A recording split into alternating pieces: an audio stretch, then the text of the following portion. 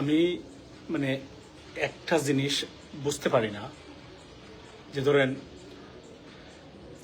বাংলাদেশের ৫৪ বছর পরে বাংলাদেশের মানুষের সামনে ঐতিহাসিক একটা সুযোগ হলো হ্যাঁ এবং না ভোট। হার বিরোধিতা কেন করে মানুষ, আমি বুঝতে পারলাম না। মানে এটা কেমন রাজনীতি ভাই? মানে আপনি দেখেন হ্যাঁ হলে কি হবে, একটা দুটো ঘটনা আমি উল্লেখ করতে চাই। সেটা হলো যে যদি হ্যাঁ দিতে তাহলে কেউ দুইবারের বেশি রাষ্ট্রপ্রধান হতে পারবেন না, মনে রাখবেন। তাহলে কি এটা তার ওনার বাবার বা মায়ের বা নেতা নেত্রীর দেশকে মনে করতে পারবে না, রাইট? সেকেন্ড থিং হলো নির্বাচন কমিশন পুনর্গঠন হবে, অর্থাৎ সুশাসনের প্রত্যেকটা এলিমেন্ট হাতে আছে। এই 18 কোটি মানুষ 54 বছরের রাজনৈতিক দুর্বৃত্তায়নে যেখানে জিম্মি, সেই জিম্মি দশা থেকে হা দেবে মুক্তি।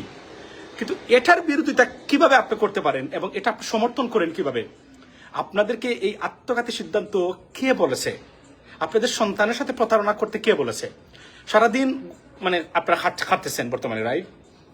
মানে চোখে পথ দেখেন না, কোথায় যাবেন, সন্তানদের ভবিষ্যৎ কোন জায়গাতে আছে। সেই জায়গাতে এই সরকার এবং এই বিপ্লবের পরে নতুন একটা সম্ভাবনা যা জীবনে কল্পনা করতে পারবেন না এই ইন্টারিম গভর্নমেন্ট না থাকলে, সেটার বিরোধিতা। এটা আশ্চর্য ঘটনা ভাই। মানে আমি তো আমার জীবনে আমি এমন অধঃপতন একটা জাতির হতে পারে এবং এতটা মূর্খতা আমি আমার জীবনে কখনো দেখি নাই। আপনি আপনার কল্পনা করেন আপনি হার বিরোধিতা করেন কিভাবে? আনবিলিভেবল। মানে আপনাদেরকে কে বলছে এই হার বিরোধিতা করার চেয়ে আপনি গলায় রশি দিয়ে যা পারেন ইচ্ছা করেন। বিশ্বাস করেন ভাই, আপনাদের এই যে নেতা, এই যে কেন বললাম, আমি বারবার বলি না, এই রাজনীতিবিদরা 18 কোটি মানুষের দুশ্মন। এই দুর্বৃত্তায়িত করাপ্টেড অদক্ষ অপদার্থ পলিটিশিয়ান দেশপ্রেমী রাজনীতিবিদরা, এরা এই আপনার এবং আপনার শুধু না, আপনার 3 জেনারেশনের দুশ্মন। আমি প্রতিদিন বলছি। কিন্তু আপনি আমাকে বলেন সুশাসন সবচেয়ে বড় দরকার। সুশাসনের অভাবে শেখ হাসিনার এই ফেসিজম, পরবর্তী যারা যাবেন তারা একই কাজ করবেন। এদেশে তো রাজনীতি নাই, রাজনীতির নামে এদেশে সন্ত্রাসী কার্যক্রম হয়, লুটপাটতন্ত্র প্রতিষ্ঠা করা হয়েছে। এটার থেকে মুক্তির জন্য হানা ভোট। যারা মানে হার বিরোধিতা করে, বিশ্বাস করেন আমি আপনাকে বলছি, এরা আপনার সন্তানের দুশ্মন, খালি আপনার না। আপনার সন্তানকে আমরা বলবো যারা বিরোধিতা করতেছেন বর্তমানে, যে এই লোক আপনার বাবা, তোমার বাবা, এই তোমার অধিকার যারা কর্ম করে কেড়ে নিয়েছে, কুক্ষিত করেছে, এদের পক্ষে মানে নার পক্ষে ভোট দিয়েছে। আপনার সন্তানও যেন আপনাকে ক্ষমা না করে এবং আপনাকে ত্যায্য করে যায়। এই প্রত্যেকটা সন্তানকে তার বাবার এই আচরণ মানে লিস্ট করে করে বলে দেওয়া দরকার। ঠিক 71 সালে যার যে ভূমিকা ছিল, আমি মনে করি এটা করা দরকার। কেননা আপনি বিশ্বাস করেন, আপনি আওয়ামী লীগকে ভোট দেন, জামায়াতকে ভোট দেন, বিএনপিকে ভোট দেন, আপনি বিএনপিকে ভোট দেন, এনসিপিকে ভোট দেন, খেলাফত মজলিস আজিবাজি যারা আছে ভোট দেন। এই ভোটের ক্ষেত্রে তো আমাদের কোনো সমস্যা নাই। কিন্তু আপনি কিভাবে বিরোধিতা করেন ভাই? কে শিখিয়েছে আপনাদেরকে? আপনারা এত মূর্খ, এত অপদার্থ, এত এত এত মানে নিজের সন্তানের দুশ্মন কিভাবে হতে পারেন? I don't understand that. ভাই দেবে আমি জিমে আছি, কথাটা আমি আজকে পৌঁছেছিলাম, এই জন্য আমি এখন মনে করে দিলাম আপনাদেরকে। হার পক্ষে দাঁড়ান, জামাতের বিপক্ষে যান, বিএনপির বিপক্ষে যান বা তাদের পক্ষে যান, আমাদের কোনো আপত্তি নাই।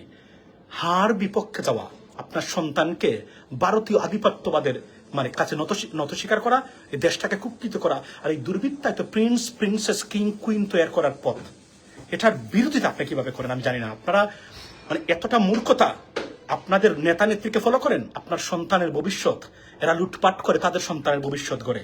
বুর্বকের বুর্বক, মাখালের মাখাল কোথাকার একটা হার মানে বিপক্ষে যায়। জাতীয় দুশ্মন এরা, জাতীয় দুশ্মন, এদেরকে জাতীয় দুশ্মন হিসেবে লিস্ট করা দরকার প্রত্যেকটা থানায় যারা বর্তমানে নার পক্ষে আছে। দেখলাম আজকে জিএম কাদের বলতেছে কি নার পক্ষে দেশ শেষ করে ফেলছে। এই কুলাঙ্গের এখনো বাহিরে রয়েছে বলে এই কথাটা বলতে পারে, না হলে তার এই কথা বলার সাহস থাকতো না। এই ফেসিজমের সহযোগী 17 বছর $235 বিলিয়ন এদেশ থেকে পাচার করেছে। আপনি কল্পনা করেন ব্রিটেনের মতো দেশের জিডিপি $1.12 বিলিয়ন, আর আজকে এই দেশের মানে এরা এখনো রাজনীতি করার সুযোগ পায়। আমরা আছি, আমরা এদেশকে যতক্ষণ পর্যন্ত এই দুর্বৃত্তায়িত চুর পাটপার রাজনীতিবিদের কাছ থেকে মুক্ত না করব, সংগ্রাম চলবে আজীবন যতদিন আছে। That's a commitment. আর আমি আমার আত্মীয় স্বজনকে একটি নিরাপদ এবং সুন্দর বাংলাদেশ দেওয়ার জন্য আমি কাজ করি, শুধু দেশের জন্য না। আমার উপরে তাদের রক্তের অধিকার আছে। আপনিও এই কাজ করেন, দেখবেন এই এরা মনে রাখবেন জনগণের চেয়ে মানে ক্ষমতাবান কোন স্বৈরাচার না। শেখ হাসিনা যে এত ক্ষমতাবান বলতো, জনগণের কাছে একদম ঢেউয়ের মতো বালুর মতো উড়ে গেছে। That's what it is. Have a blessed day. আবারও বলছি, নার পক্ষে যাওয়া তার চেয়ে আপনি আত্মহত্যা করে ফেলবেন, এটা আমি আপনাকে অনুরোধ করলাম। আপনি আপনার সন্তানের সাথে এমন প্রতারণা করবেন না। আপনি জামাতকে সারাদিন গালিগালাজ করেন, বিএনপিকে সারাদিন গালিগালাজ করেন, ডোন্ট ওয়ারি অ্যাবাউট দ্যাট। কিন্তু আপনাদের নেতা নেত্রীরা শিখিয়েছে হার বিপক্ষে যেতে হবে। কেন যেতে হবে আপনি কল্পনা করতে পারছেন? আপনার সন্তানের সাথে এমন প্রতারণা আর এমন বাওতাবাজি আর তার সাথে এমন দুশ্মনী আপনি হতেই পারেন না। এই কাজ কখনোই করবেন না। আমি আপনাকে অনুরোধ করি, যে যাই বলুক না কেন, আপনি হাড় বুকতে মনে রাখবেন সুশাসন দরকার, আপনার দুর্নীতিমুক্ত বাংলাদেশ দরকার। আপনার কোনো ধরনের কোনো খাটমাট কিছুই দরকার নাই, কোনো ব্রিজ দরকার নাই, খালবার দরকার নাই, সুশাসন দরকার এবং দুর্নীতিমুক্ত বাংলাদেশ দরকার। যদি এই দুইটা জিনিস প্রমাণ দিতে পারে আপনি পায়ের উপর পা তুলে, এই দেখেন আমি পায়ের উপর পা তুলে কিভাবে বসছি দেখছেন তো, এইভাবে আপনি বসে জীবন কাটাতে পারবেন বাংলাদেশে শান্তিতে। এটা সম্ভব না। বাংলাদেশ ভেরি প্রসপেক্টিভ একটা কান্ট্রি, কিন্তু এই লুটপাটকারীদের কারণে আপনার এই যে আগামীতে যে আসছে আমাদের, মানে যেভাবে পৃথিবীটা আসছে, বিশ্বাস করেন মধ্যপ্রাচ্য যেতে পারবেন না আগামীতে। ন্যাশনালিজম রাইজ হচ্ছে, দেশ ডিসেন্ট্রালাইজেশন হচ্ছে, ট্রান্সফরমেশন হচ্ছে। সৌদি আরবের মানুষরা এখন কাজ করে, আপনি কল্পনা করতে পারেন আগামী 5 বছর পরে কত লক্ষ বাংলাদেশি মানুষ ফেরত আসবে, মানে তাদের ফেরত দিবে বাংলাদেশিদেরকে, তাদের নিজেদের লোক এখানে ওয়ার্ক ফোর্সে তারা ঢুকাচ্ছে। আমি একটা উদাহরণ দিলাম, আমেরিকাতে তাদের জাতীয়তাবাদের মানে উদ্ভব করতেছে, ব্রিটেনের মতো দেশে মানে ইমিগ্রেশন বন্ধ হয়ে যাবে, যাবেন কোথায়? ইতালির মতো দেশে ভূমধ্য সাগর মানে গিয়ে যে মরে সাঁতরিয়ে যাবেন, সেই পথ আর থাকতেছে না এখন, কারণ আস্তে আস্তে এই অ্যাসাইলাম সিস্টেমে উঠে যাবে পৃথিবী থেকে, কোথাও আপনি থাকতে পারবেন না। এই দেশটাকে করুন, এই দেশের আইনের শাসন প্রতিষ্ঠা করুন, দুর্নীতিমুক্ত সমাজ করুন, রাষ্ট্র করুন। আপনাদের কোনো জিনিসের অভাব হয় না। আমরা প্রবাসীরা বাংলাদেশে আছে, গত 17 দিনে $1.9 বিলিয়ন পাঠিয়েছে। $9 বিলিয়ন, $1.9 বিলিয়ন এক মাসে 17 দিনে। এটা আফ্রিকার অনেক দেশের, জিবুতির মতো দেশের টোটাল মানে জিডিপির সমান। এই উদাহরণটা দিলাম। ভালো থাকবেন, আওয়াজ তুলুন। এই মূর্খ অপদার্থ দেশদ্রোহী রাজনীতিবিদ যারা বলে নার পক্ষে যাওয়ার জন্য, এদের বিরুদ্ধে রুখে দাঁড়ান।